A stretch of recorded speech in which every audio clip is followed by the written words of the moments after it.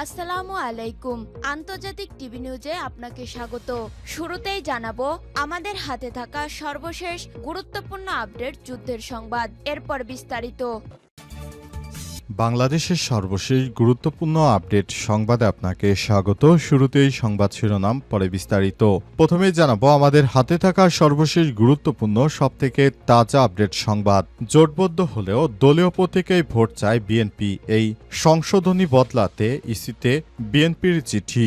জোটের প্রার্থী হলেও ভোটে নিজ দলের প্রতীকেই লড়তে হবে এমন বিধান বাতিলের প্রস্তাবকে কেন্দ্র করে প্রধান নির্বাচন কমিশন বরাবর চিঠি পাঠিয়েছে বিএনপি। আজ দলটির চেয়ারপারসনের উপদেষ্টা কাউন্সিল সদস্য ইসমাইল জবিউল্লাহর নেতৃত্বে 2 সদস্যের প্রতিনিধি দল প্রধান নির্বাচন কমিশনার ও ইসি সচিবের সঙ্গে সাক্ষাৎ করেন।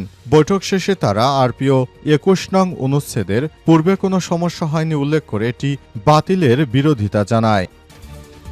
এরপর জানাবো মেট্রো রেলের বিয়ারিং প্যাড মাথায় পড়ে পথচারী নিহত।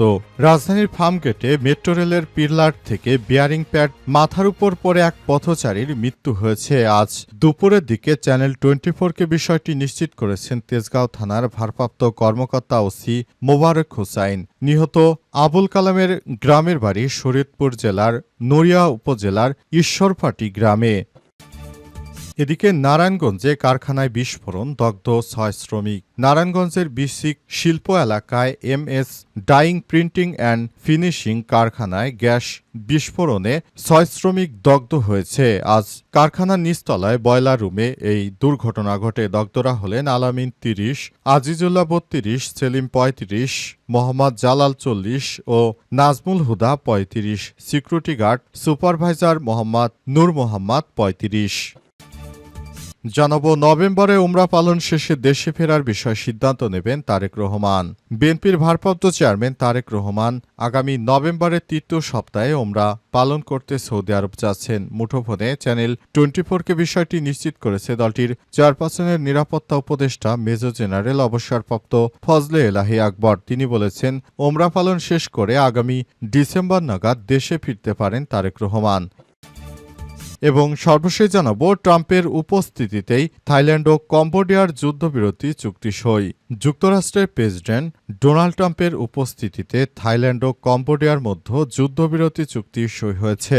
মালয়েশিয়ায় হওয়া এই চুক্তিতে স্বাক্ষর করেছেন ট্রাম্প নিজেও। মালয়েশিয়ার প্রধানমন্ত্রী আনোয়ার ইব্রাহিমও এ সময় উপস্থিত ছিলেন। খবর আল জাজিরা। ট্রাম্পের এশিয়া সফরের প্রথম ধাপেই এই চুক্তি স্বাক্ষরিত হল। ট্রাম্পের সফরের শেষ পর্বে চীনের প্রেসিডেন্ট শি জিনপিং এর সঙ্গে বৈঠক হওয়ার কথা রয়েছে ট্রাম্পের। চুক্তি স্বাক্ষরের পর ট্রাম্প বলেন, এটিকে অনেকেই অসম্ভব বলে ভেবেছিলেন, আমি অসম্ভবকে সম্ভব করেছি। আশা করছি পৃথিবীতে কোনো যুদ্ধই রাখব না, সব যুদ্ধই আমি ধীরে ধীরে বন্ধ করে দেব বলে জানিয়েছেন ডোনাল্ড ট্রাম্প। প্রিয় দর্শক, এতক্ষণ শুনছিলেন সংবাদ শিরোনাম, এবারে বিস্তারিত। তবে তার আগে বন্ধুরা অনুরোধ থাকবে এই সংবাদটিতে একটি লাইক দিন। এই চ্যানেলে আপনি নতুন হয়ে থাকলে আমাদের সংবাদটি দেখতে দেখতে চ্যানেলটি সাবস্ক্রাইব করে রাখুন। কমেন্ট করে বন্ধুরা আপনার মূল্যবান মতামত জানিয়ে দিন আপনি বিশ্বের কোন দেশ থেকে বা বাংলাদেশের কোন স্থান থেকে আমাদের সংবাদটি দেখছেন এবং শুনছেন। এবারে বিস্তারিত। জোটবদ্ধ হলেও দলীয় প্রতীকেই ভোট, এই সংশোধনী বদলাতে নির্বাচন কমিশন ইসিকে বিএনপির চিঠি। জোটের প্রার্থী হলেও ভোটে নিজ দলের প্রতীকেই লড়তে হবে এমন বিধান বাতিলের প্রস্তাবকে কেন্দ্র করে প্রধান নির্বাচন কমিশনার বরাবর চিঠি দিয়েছে বিএনপি। রোববার দলটির চেয়ারপারসনের উপদেষ্টা কাউন্সিলের সদস্য ইসমাইল জবিউল্লাহর নেতৃত্বে 2 সদস্যের প্রতিনিধি দল প্রধান নির্বাচন কমিশনার ও ইসি সচিবের সঙ্গে সাক্ষাৎ করে। বৈঠক শেষে তারা আরপিও 21 নং অনুচ্ছেদে পূর্বে কোনো সমস্যা হয়নি উল্লেখ করে এই বিধান বাতিলের বিরোধিতা জানায়। বৈঠকের পর ইসমাইল জবিউল্লাহ বলেন, আলোচনা না করে এমন সিদ্ধান্ত নেওয়া গণতান্ত্রিক অধিকার ক্ষুণ্ণ করা হয়েছে। জোটবদ্ধভাবে নির্বাচন করার সময় দলগুলোর প্রতীক বাছাইয়ের স্বাধীনতা থাকা উচিত। এর আগে 23 অক্টোবর উপদেষ্টা পরিষদ গণপ্রতিনিধিত্ব আরপিও বেশ কিছু পরিবর্তন এনে সংশোধনের অনুমোদন দিয়েছে। অনুমোদন দেওয়ার পরই এ বিষয়ে কাজ করা হচ্ছে বলে জানা গেছে। অন্তর্বর্তীকালীন সরকারের প্রধান উপদেষ্টা প্রফেসর ডক্টর মোহাম্মদ ইউনূসের সরকার ইতিমধ্যেই এসব বিষয় নিয়ে কাজ করছেন বলে বিএনপি আশাবাদ ব্যক্ত করেছে। তারা যেভাবে নির্বাচনে ভোট করতে চায় ঠিক সেভাবেই সরকার এই নির্বাচনে জোটবদ্ধভাবে নির্বাচন করার বিষয়ে যেন সরকার তাদেরকে সর্বাত্মক সহযোগিতা করে এই প্রত্যাশা তারা ব্যক্ত করেছেন। অন্তর্বর্তীকালীন সরকারের প্রধান উপদেষ্টা দায়িত্ব গ্রহণ করার পর এক এক রাজনৈতিক দল তাদের নিজস্ব স্বার্থ হাসিলের জন্য সরকারের প্রতি বিভিন্ন সময় নানা বিষয় নিয়ে তারা কথাবার্তা বলছে। এর মধ্যে বিএনপিও এ বিষয়ে কথাবার্তা বলছে। মেট্রো রেলের বিয়ারিং প্যাড মাথায় পড়ে পথচারী নিহত। রাজধানী ফার্মগেটে মেট্রো রেলের পিলারের থেকে বিয়ারিং প্যাড পড়ে এক পথচারীর মৃত্যু হয়েছে। রোববার ২৬ অক্টোবর দুপুরের দিকে চ্যানেল 24-কে বিষয়টি নিশ্চিত করেন তেজগাঁওয়ের ভারপ্রাপ্ত কর্মকর্তা ওসি মোবারক হোসেন। তিনি বলেছেন, নিহত আবুল কালামের বাড়ি শরীয়তপুর জেলার নড়িয়া উপজেলার ঈশ্বরপাটি গ্রামে। ওসি বলেন, কৃষিবিদ ইনস্টিটিউশন বাংলাদেশ কেআইইবি সামনে ৪৪৩ নং পিলারের বিয়ারিং প্যাড পড়ে এই ঘটনা ঘটে। খবর পেয়ে পুলিশ ঘটনাস্থলে গিয়ে নিহতের ব্যাগে থাকা পাসপোর্ট ও অন্যান্য কাগজপত্র দেখে তার পরিচয় শনাক্ত করেছেন। Dhaka mass transit company limited DMTCL সূত্র থেকে জানিয়েছে, এই ঘটনার কারণে দুপুর 12:30টার দিকে উত্তরা থেকে মতিঝিল পর্যন্ত পুরো পথে মেট্রো রেল চলাচল বন্ধ হয়ে গেছে। কখন চালু হবে তা এখনও নিশ্চিত করা যায়নি। এর আগেও গত বছর সেপ্টেম্বরে ফার্মগেট এলাকায় বিয়ারিং প্যাড খুলে পড়ে গিয়েছিল। এর ফলে আগারগাঁও থেকে মতিঝিল পর্যন্ত 11 ঘণ্টা বন্ধ থাকে ঢাকা মেট্রো রেল চলাচল। এই ঘটনায় বিশেষজ্ঞ সংশ্লিষ্টদের মধ্যে গুরুতর নিরাপত্তার উদ্বেগ তৈরি হয়েছে।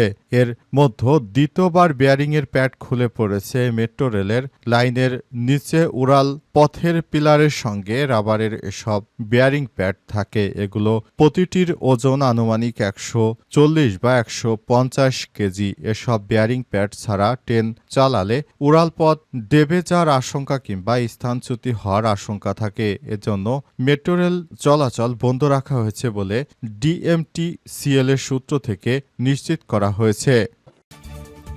নারায়ণগঞ্জে কারখানায় বিস্ফোরণ, দগ্ধ 6 শ্রমিক। নারায়ণগঞ্জের বিসিক শিল্প এলাকায় MS dyeing printing and finishing কারখানায় গ্যাস লাইনে বিস্ফোরণে 6 শ্রমিক দগ্ধ হয়েছে। রোববার ২৬ অক্টোবর সকাল 8:30টার দিকে কারখানা নিচতলায় বয়লার রুমে এ দুর্ঘটনা ঘটে। দগ্ধ হলেন আলামিন 30, আজিজুল্লাহ 32, মোহাম্মদ সেলিম 35, মোহাম্মদ জালাল মোল্লা 40, মোহাম্মদ নাজমুল হুদা 35 ও সিকিউরিটি গার্ড সুপারভাইজার নূর মোহাম্মদ 35। বিস্ফোরণের সময় তারা বয়লার রুমে কাজ করছিলেন। হঠাৎ করে গ্যাস লাইনে বিকট শব্দ হয়। বিস্ফোরণের পরই মুহূর্তেই আগুন ছড়িয়ে পড়ে। এতে তাদের শরীর ঝলসে গেছে। দগ্ধদের উদ্ধার করে জাতীয় বার্ন ও প্লাস্টিক সার্জারি ইনস্টিটিউটে ভর্তি করা হয়েছে। পরীক্ষা নিরীক্ষার পর তা নিশ্চিত হওয়া যাবে যে ইনস্টিটিউটের আবাসিক সার্জন ডাক্তার শাওন বিন রহমান বলেছেন, দগ্ধ 6 জনকে জরুরি বিভাগে চিকিৎসা দেওয়া হচ্ছে। সবর অবস্থায় আশঙ্কাজনক বলে জানিয়েছেন ওই চিকিৎসক আরও জানিয়েছেন, এই ধরনের দুর্ঘটনা মাঝে মাঝেই দেখা যায়, তবে এই ধরনের দুর্ঘটনা হলে বেশিরভাগ মানুষই মারা যায়।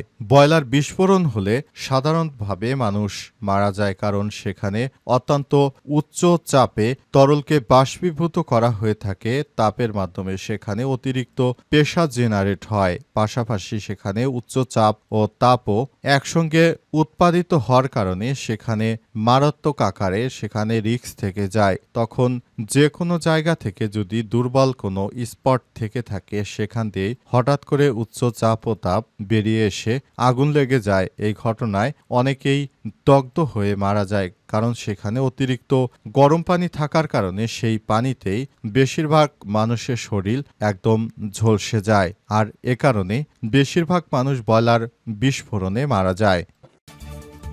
নভেম্বরে ওমরা পালন শেষে দেশে ফেরার বিষয়ে সিদ্ধান্ত নেবেন তারেক রহমান। বিএনপির ভারপ্রাপ্ত চেয়ারম্যান তারেক রহমান আগামী নভেম্বরের তৃতীয় সপ্তাহে ওমরা পালন করতে সৌদি আরব যাচ্ছেন। মুঠোফোনে চ্যানেল 24কে বিষয়টি নিশ্চিত করেছে দলটির চেয়ারপারসনের নিরাপত্তা উপদেষ্টা মেজর জেনারেল অবসরপ্রাপ্ত ফজলে এলাহি আকবর। তিনি বলেন, ওমরা শেষে তারেক রহমান সিদ্ধান্ত নেবেন কবে দেশে ফিরে আসবেন। তারেক রহমান দীর্ঘ 17 বছর ধরে যুক্তরাজ্যের লন্ডনে অবস্থান করছে।